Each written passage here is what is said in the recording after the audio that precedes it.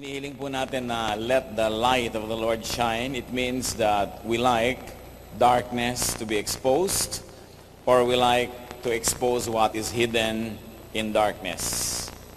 Even diseases, we get to know them when we begin to see the symptoms. Symptoms expose a disease. Behavior and personality are also symptoms. They are signs. They are marks that must be read, understood, and actually noticed. To see, to read, and to understand the many signs around us is to gain, to avoid loss, and to minimize damage or threat. At ang atin pong titingnan ng mga senyales, 10 marks of a fool. Mga 10 pahiwatig o pagpapakilala sa isang hangal o sa mga kahangalan sa ating paligid.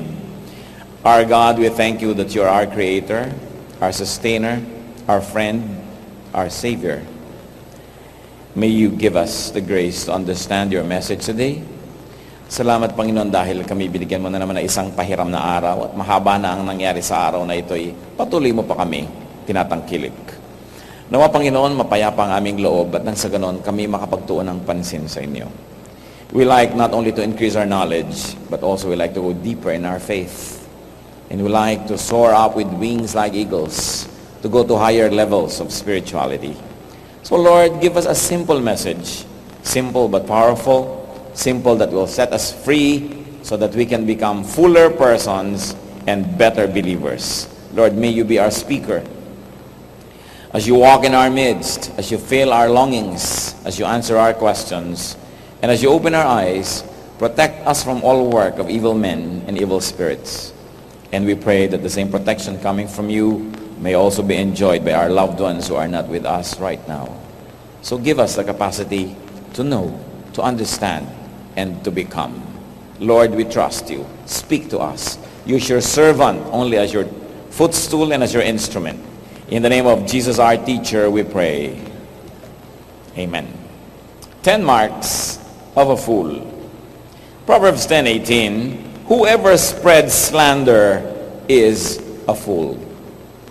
Napakadaling malaman daw kung sino ang isang taong foolish.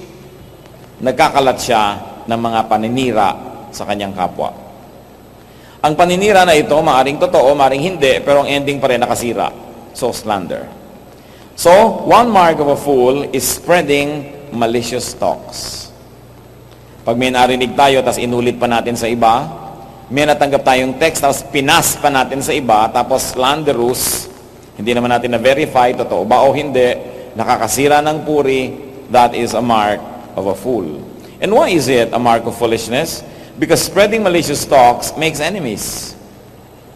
It debases one who is spreading it, and definitely it displeases God. Sino mang tao ang matalino, hindi niya gugustuhin na marami siyang maging kalaban. Lalo't hindi naman kailangan na magkaroon ng kalaban. Pero yun po nagkakalat ng mga nakakasirang balita, naghahanap yan ng sakit ng ulo at sakit ng katawan. At naghahanap yan ng makakalaban. At nakakapagpababa ng ating antas. Nakakapagpababa ng ating pagkatao. Kung tayo pumapatol at nagkakalat ng mga balitang di naman kapakipakinabang ay kasira-sira pa sa iba. So one mark of a fool, spreading malicious talks. At ang atin pong pagbabasihan lahat ng ating mga kukuhanin ngayon that marks of a fool ay galing sa Proverbs. For instance, Proverbs 12:16.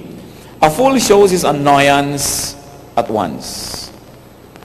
So, being too transparent too soon, especially with one's feelings. And very, very specifically with one's annoyance or offense. Why is it foolishness to be too transparent too soon with our negative emotion? Because to be transparent too soon reveals inner thoughts. Pag ating ibinibilad kung anong ating nadarama at iniisip, ay para na nating tinuruan ang ating kalaban kung paano tayo matatalo. Being too transparent too soon also makes enemies because there are people that might be offended by your behavior. And it makes one vulnerable to more annoyance and provocation. Dahil meron namang nang iinis na pag nakitang nagtatagumpay siya at naiinis kayo, lalo kayong iinisin. Isa raw kahangalan ang lagi nang nagpapahalata ng nararamdaman, lalo na't naiinis. It is to the credit of a person that he can or she can withhold her emotion, especially annoyance. Yung maaga, madali na nagpapakita ng inis is a sign of foolishness. Proverbs 14:16, a fool is hot-headed and reckless.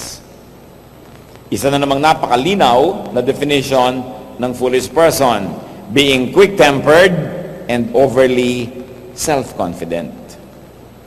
Madaling mag-init ang ulo. Kanina, nagpapahalata ng inis. Ito naman, napakadaling mag-init ng ulo at walang pag-iingat. Marahil walang pag-iingat sa pag-handle ng kanyang init ng ulo. Hot-headedness leads only to quarrels, or to the hospital, or to the morgue, or to prison. Yan lang naman ang pinupuntahan ng mga may init ang ulo. Away, ospital, morgue, o kaya ay kulungan.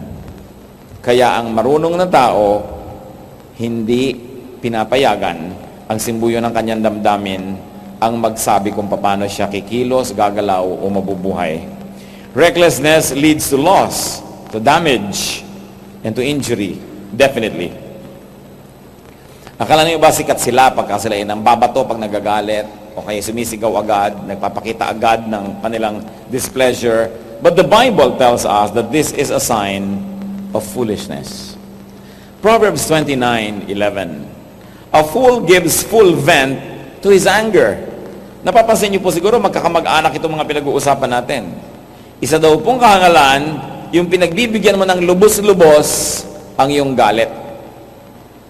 Wala ka nang tinimpi, wala ka nang tiniis, ipinahayag mo na ng buong buo, yung gusto mong suntukin, sinuntok mo, yung gusto mong batuhin, binato mo, yung gusto mong sigawan, sinigawan mo, yung gusto mong maglupasay, naglupasay ka nga. Losing control of emotion is a sign of foolishness. Isa sa mga sukatan ng pagiging totoong tao ay yung atin pong nakokontrol, nabibigyan ng direksyon ang ating damdamin. Why? Because anger destroys judgment.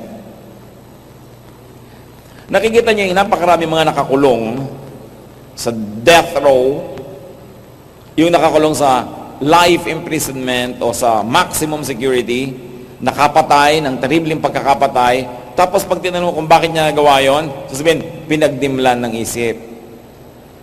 Ibig sabihin kasi ang taong sobrang nagagalit, nawawalan siya ng katwiran.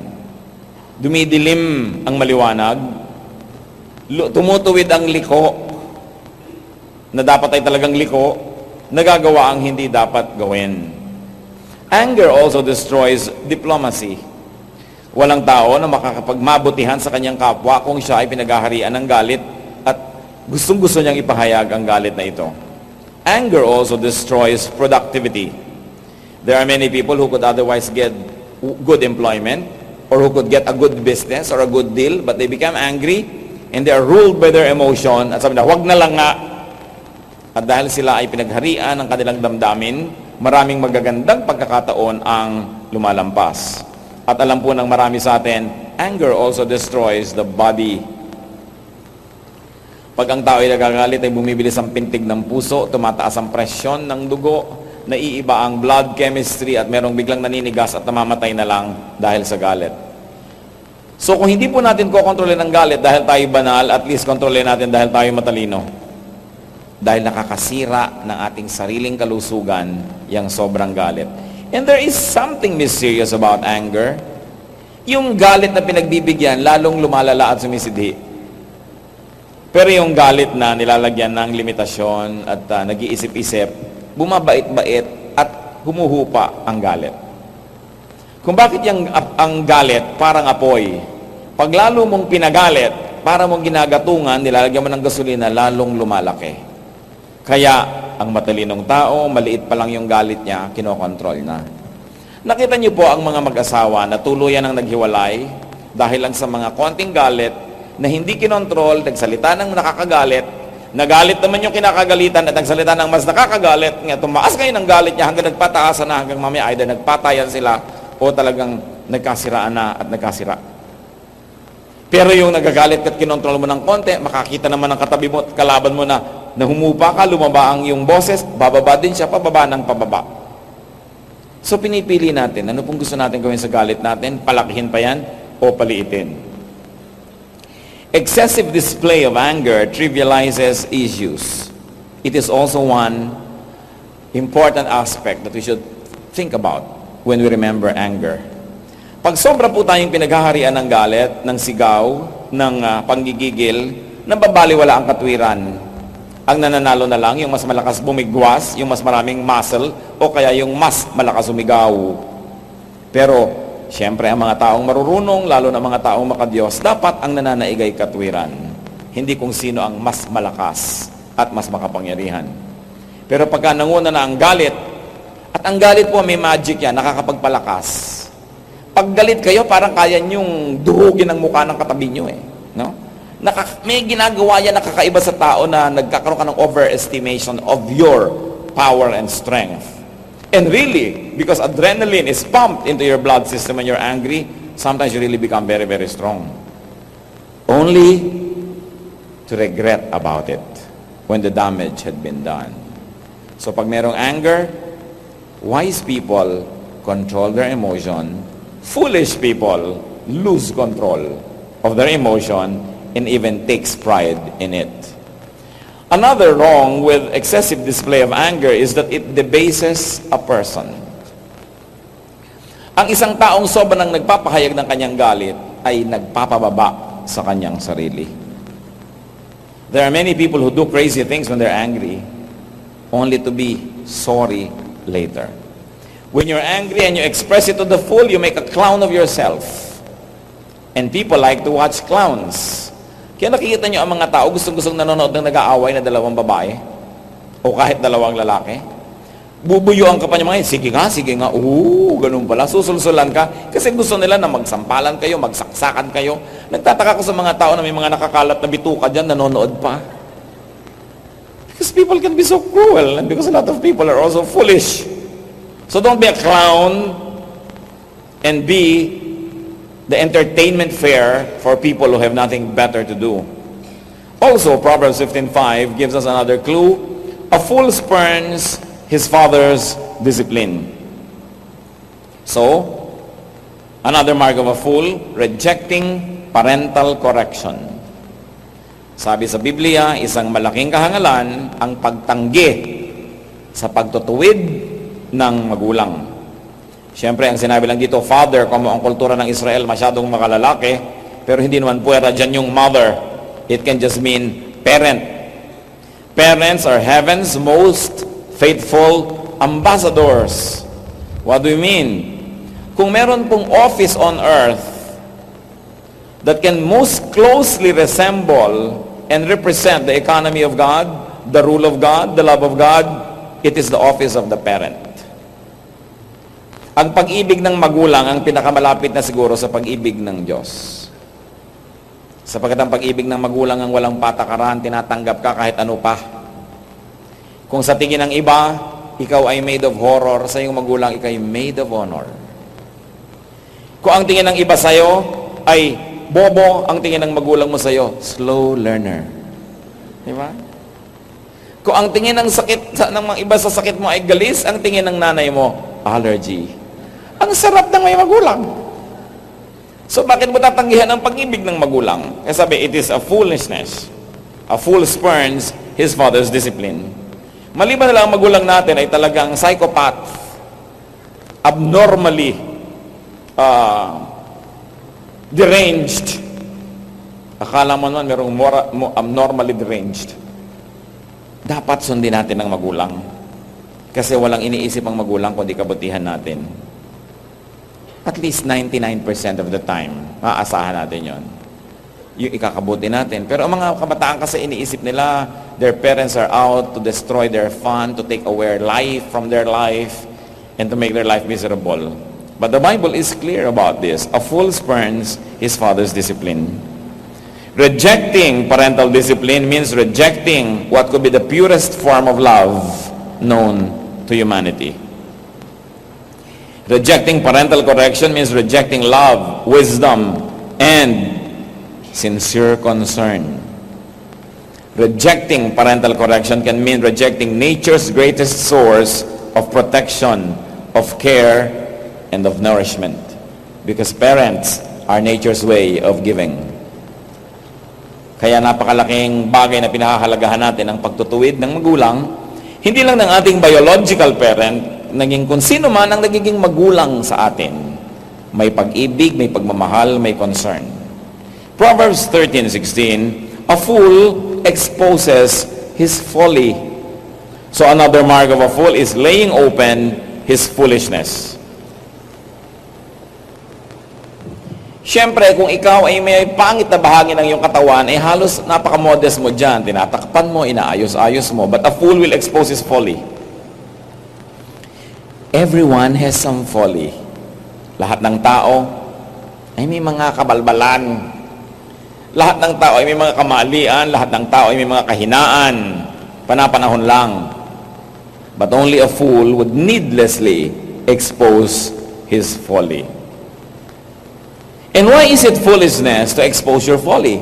Bakit kalugihan na ipaalam pa natin sa iba ang ating mga kahangalan, ang ating mga pagkakamali? Bakit po ito hindi mabuti? Because we need other people's trust. We need people's esteem and respect.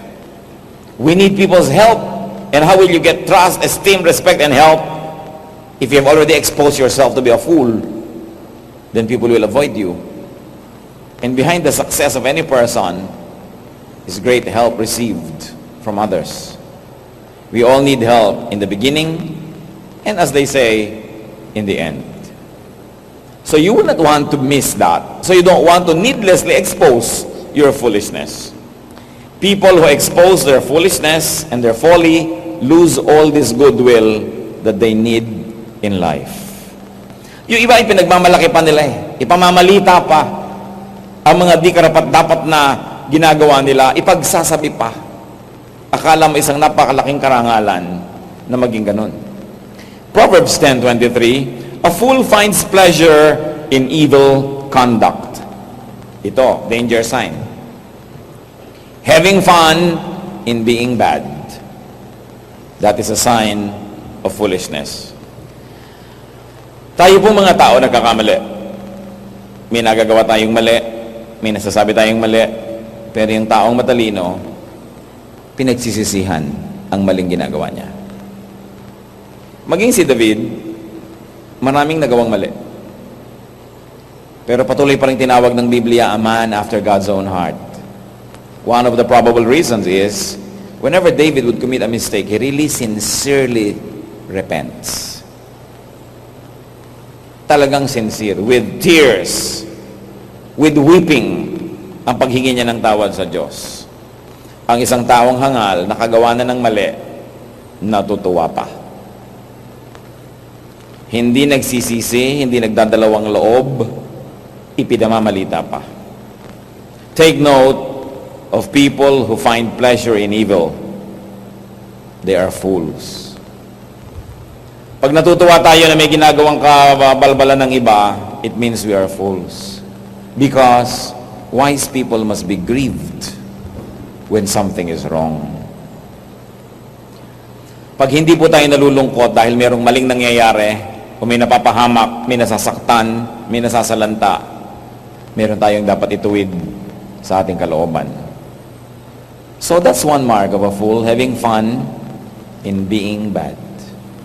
Proverbs 17:16, a fool has no desire to get wisdom. Madali namang malaman kung sino naghahanap ng karunungan at sinong umiiwas dito. But one mark of a fool is lacking thirst for wisdom.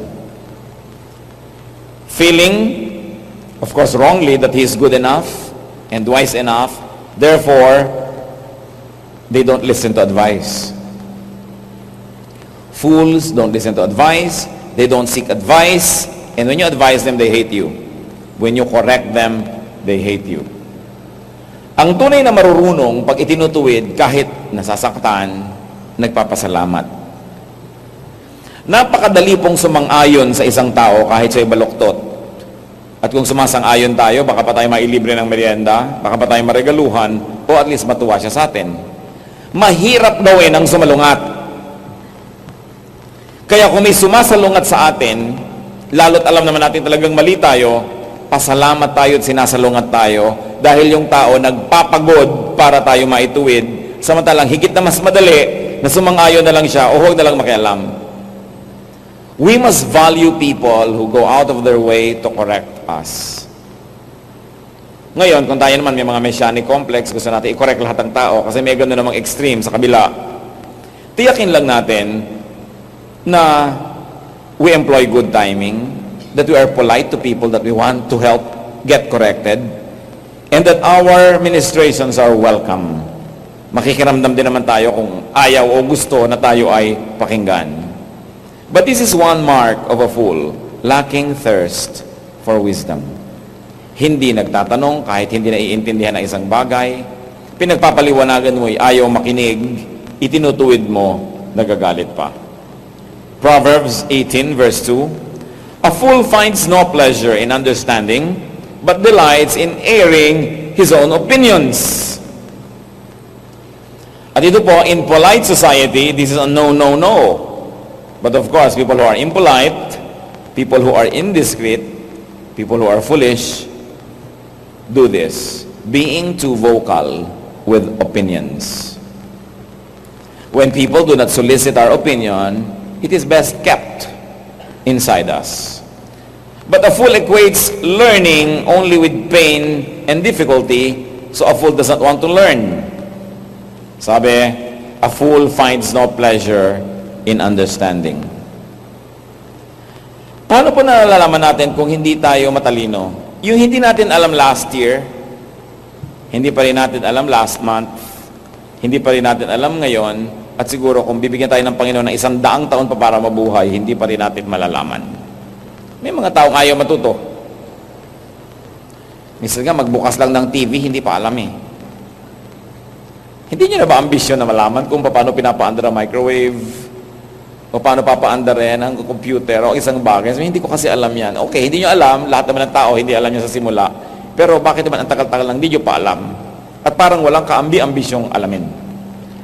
Isang senyales ito na dapat pansinin. Dapat yung hindi natin alam na kailangan nating malaman ay alamin. At ito isa sa mga kadalasan nangyayari sa mga may edad. Sabi, matanda na ako, ayoko na mag-aral niyan. Ano po, naghihintay na lang kayong kainin ng lupa. Kung gusto nyo pang mabuhay at magkaroon ng buhay ang inyong buhay, dapat marami pa kayong gustong alamin sa buhay. Dapat di tayo na pag-iiwanan ng panahon. Yung mga hindi nila alam ang agreement ng subject and predicate, at napakaraming taong ganito ang kalagayan, nakakalungkot.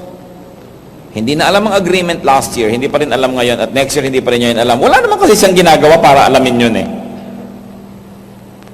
Yung mga walang kamalay-malay sa ganito at sa ganyan, maraming bagay, hindi ko alam magluto. Kain ng kain, ayaw naman mag-aral magluto. Hindi niya alam magpaksiw last year, hindi niya alam ngayon, next year hindi pa rin niya alam yon. Hindi ba natin gustong palawakin ang ating isip? Alamin ang hindi alam? Puntahan ang di napupuntahan sapagkat napakalaki ng buhay at napakalaki ng planeta. Pero, foolish people are very vocal with their opinions. Kakambal yan ang sinasabi sa Proverbs 18:2. Hindi mo naman hinihingi ang kanyang punto de vista, sinasabi. So, huwag tayong ganun.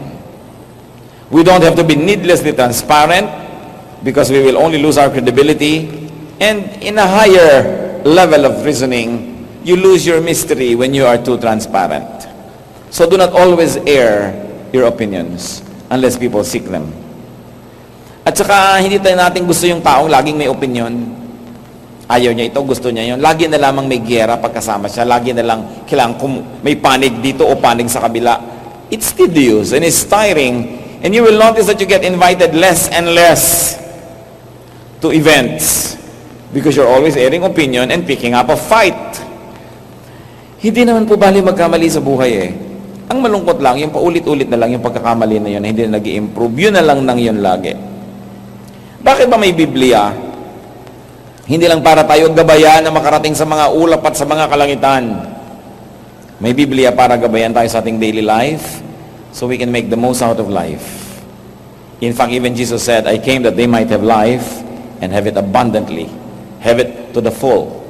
That means even the minute details of our lives must be corrected so we can get the most out of life. Proverbs 26:11, as a dog returns to its own vomit, so a fool repeats his folly. At yan po yung binabagit na natin kanina, one mark of a fool, and it's the last in our list today, repeating foolish acts. Normal, hindi kataka-taka, and up to a great degree, katanggap-tanggap ang nagkakamali. Pero yung paulit-ulit na pagkakamali, sobra na yun. Even sa Merchant of Venice, sabi ni Shakespeare, will you allow the same serpent sting you twice? Sobra ka naman pag natuklaw ka pa 2 beses ng iisang ahas. Ngayon, kung natuklaw ka uli, at least ibang ahas naman, pero the same ahas, natuklaw ka na naman. May problema ka nun, brother o sister. Yung eto na naman, nakakalimang nobyo ka na, yun na naman, paulit-ulit na lang, na mali na naman.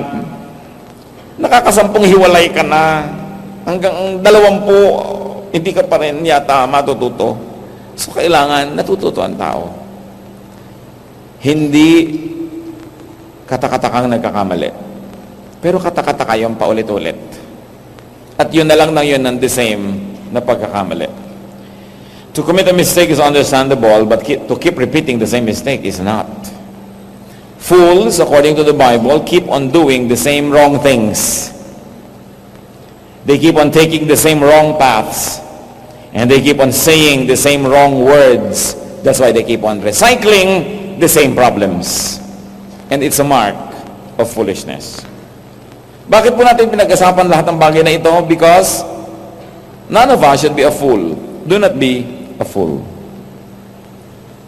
Ito'y para sa atin, una, bago natin isipin ng iba. Tayo ba ang pinag-usapan? Nasa atin ba ang mga kahinaan at mga kapintasan na ito? Kaya dapat tayong manalamin, maghilamos, at nang sa ganon, lalong umayos ang ating itsura. Proverbs 8:5, you who are foolish, gain understanding. A foolish who knows that he or she is foolish is actually already wise. Because it takes wisdom to know that you are a fool. So pag nasabi mong, ay, mali ako, nag-uumpisa na kayo maglakbay patungo sa pagiging tama. Ang napakahirap ay yung mali na hindi niya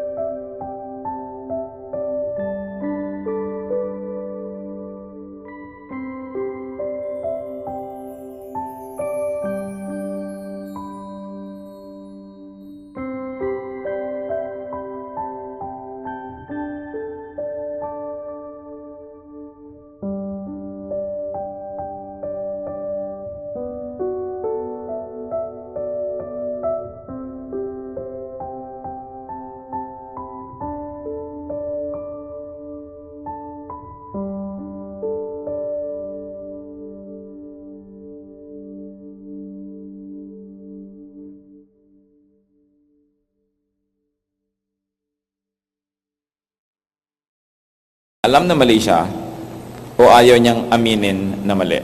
Kasi wala kang magagawa tungkol doon. One of the nicest words we can say is, I was wrong. 3 words in a sentence that can mean so much when you say, I was wrong. Pagka po tayo merong nakagalit at napag-isip-isip natin yan, pwede tayong lumapit, you say, I was wrong. At kung gusto niyo dagdagan pa ng 2 words, I'm sorry. Maiiba ang mundo nyo. Maiiba ang mundo niya, maiiba ang samahan nyo. Basta handa lang tayo magsabing, I was wrong. I'm sorry. Yan namang kinausap noon, hindi naman dapat, I told you so, ang sagot. Dapat, next time. Ganun naman, para masarap ang buhay. These are the nice words to learn. Learn them. Ayan, pag kami nagkamali, imbes surut-surutin nyo, sabihin nyo lang, next time. Let's be better. Ikaw naman, I'm sorry. Diba? I was wrong. Thank you. I love you. Kung 5 sentences lang ito ang alam nyo sa inyong buong bokabularyo, buhay na kayo. Huwag nyo isasama sa bokabularyo nyo, mga kapatid, yung I told you so. Yan ang kasuklam-suklam na marinig sa isang tao. Lalo tama siya. Mali ka na nga, sasabihan ka pa, I told you so. Di ba, hindi nyo naman na-appreciate yung kanyang wisdom. Gusto nyo siyang ipitin ng plancha at electric fan, o ganun. Dahil, lugami ka na nga, higa ka na nga at napahiya ka na at lahat-lahat, papasukan ka pa ng, I told you so. Very unkind. Alisin po natin sa vocabulary natin. Sabihin na lang natin, next time. Ang saya-saya nung next time. No? Nasunog ng asawa niyo yung bahay, sabi mo, next time, dear. Eh, sabi niya, I told you so. Mabubuo niyo ba uli yung bahay? Diba? Next time. Sabi na anak mo, mami, bagsak na naman po ako. Sabi niya, next time, anak. Papatayin na kita. Kakapitong, hay, 4th year ka na. So, pero mahalaga, pagka po kasi tayo may encounter, ang isang tao mali, ang isang tao tama, ano ba gusto nyo lang? Patunayan na tama kayo at mali siya, therefore mas mataas kayo at mababa siya? O gusto nyo lang bang ituloy ang buhay at maging maayos, tahimik, payapa? Ano ba talagang gusto natin? So do not be a fool and avoid a hopeless fool. Pag mayroong isang tao na nandyan lahat yung 8 sa 10 pinag-usapan natin, makabubuti pang iwasan nyo na lang muna. No? Kahit malang 7. Kasi baka hilahin lang kayo niyan pababa ng pababa. Habang hindi nyo kaya siyang hilahin pataas, wag na muna kayo makipagmabutihan. Proverbs 14:7, stay away from a foolish man. Layuan sapagkat walang gagawing mabuti sa ating buhay. So ano-ano po ang mga 10 marks of a fool? Hindi lang po 10 yan, but for our purposes now, 10 marks of a fool. Hindi para husgahan ng kapwa, kundi para sukatin ang sarili at sabihin, ako ba foolish or not foolish? And then you say, there are people who influence me and I allow to influence me. Are they foolish? What should I do? If I cannot be an agent of upliftment, at least for now, when I'm not strong enough to minister, I will avoid this person. Gaano karaming taong napahamak dahil nakipagmabutihan sa mga hangal. Kung hindi nyo kayang hilahin pataas ang isang tao at hinihila lang kayo pababa, huwag na munang makipagmabutihan. Heavenly Father, we thank you that you want to remind us. Salamat, Panginoon, yung Book of Proverbs, punong-puno ng karunungan. Very practical, very simple, and yet very powerful. Nawa, Panginoon, itong aming paglilista at pag-aaral ng 10 mga senyales ng kahangalan.